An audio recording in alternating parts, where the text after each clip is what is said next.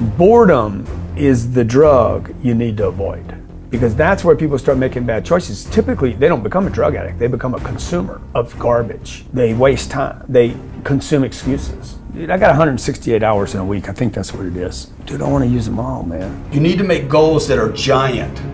Not like your mom and dad said. Your mom and dad said, tone it down, have some reasonable goals, something attainable. And that what happens is when the goal is attainable, it's no longer exciting. Because if you can go get it easily, you're going to take it for granted. I could be perfect for everybody in the room. Half the people are still going to be like, he's too cocky, he's too this, he's too that. I'm 57 years old. I spent 30 years trying to please people. I ended up with nothing, man. When I finally said, you know what, I'm done, dude. The more energy I spent trying to please people, make you happy, them happy, mom happy, daddy happy, I still couldn't make everybody happy. I'm like, you know what? I'm done, dude. I'm gonna make me happy. I'm gonna run my gig. This is my life. I wanna create the life I want for me. And if you don't like that life, you probably don't even like your life. Because that's the people that end up criticizing me. So the game is, how do I get it? How do I keep it? How do I fortify it? How do I support it? How do you keep making this thing bigger and bigger and protecting it? Again, a lot of people can get it, but can you keep it?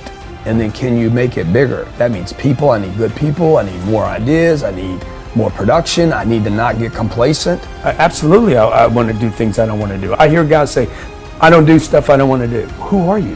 Who's taking care of you then? How arrogant that you wouldn't do something you don't want to do.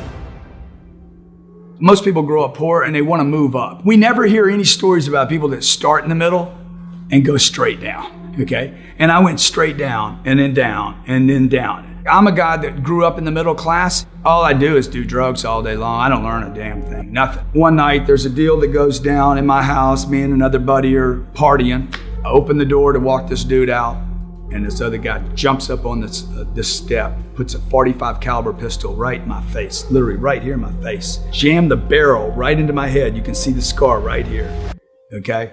Then he took the back of it and started hammering both sides of my head, underneath the mouth, on top of the head, put 76 stitches in my head and face. And I went to the hospital. 28 days later, I was in a treatment center for drug addiction. And I finally put my first couple of days not using drugs together.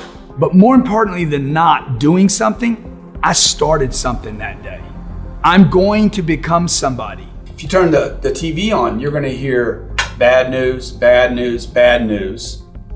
That's bad enough, but then the ads that follow the bad news. Are you sick yet? Do your legs hurt? I mean, it's ad after ad after ad about why you have actually felt. It's kind of going back to what we're talking about right now. Why am I so alive? It's because I want to be in the upward cycle, regardless of my age. I want to be in the upward cycle of creation. Money is a terrifying thing because it's the one thing in life. The NFL is not going to give me the ball, and I'm never going to get a chance to golf. I can't win in those environments, but with money, everybody gets money. It's the one place where everybody gets it, and now what do I do? And I can lose it now. So it's a terrifying concept. Very few of us ever get any kind of influence or power, right? Once you get it, you're like, hey, what do I do with this? Am I going to do the right things with it? And so I think people withhold themselves because we're not educated about money. We don't know where it comes from. We have a lot of misinformation about it. Our parents terrified us. Money doesn't grow on trees. Save your money, it'll save you. All these things our parents told us because they were encumbered with the same kind of liabilities around money. Right. I don't know how to get it. I don't know how to keep it. And the worst part that we're all at is I don't know how to invest it. And this is what our parents didn't understand, okay? So Bob or Betty goes out and they work and they do really well and they make $200,000 a year. Maybe they're online doing online sales. Hustle, trading their most valuable thing. This is what I did for 25 years. From 25 to 51 years old.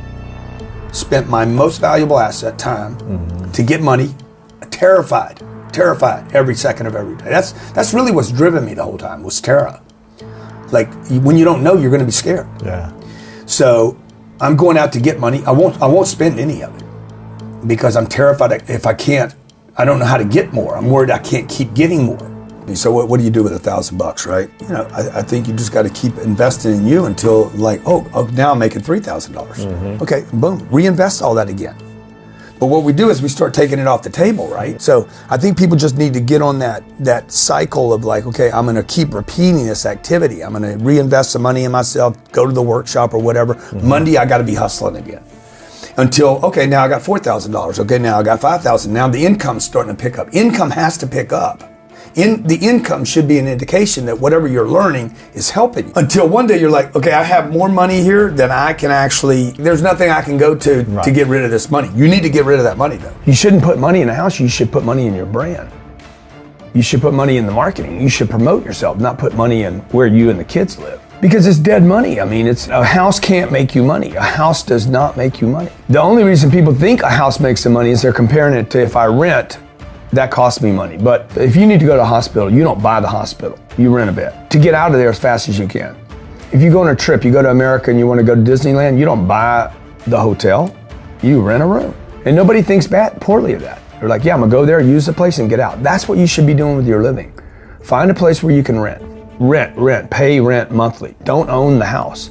And take all the money that you would have put in that house purchase, down payment, extra money, fixing it up, use all that money to improve your business and yourself so that you can get more money. I do stuff constantly I don't want to do. It doesn't matter what I want to do. You know, what's my purpose? What's my potential?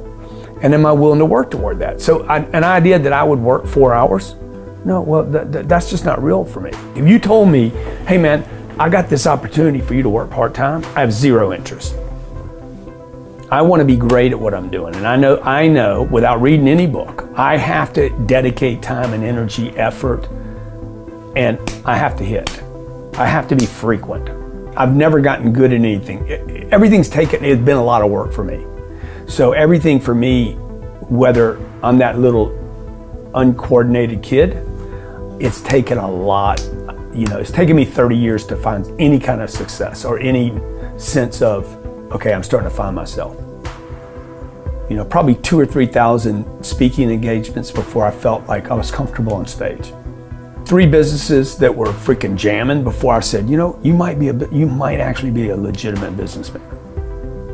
You know, now we're at 7 businesses. We'll do probably 150 million bucks this year. I'll hit $1 billion in real estate probably before the year's over. I'm just starting to feel like, you know what, maybe I'm gonna make it.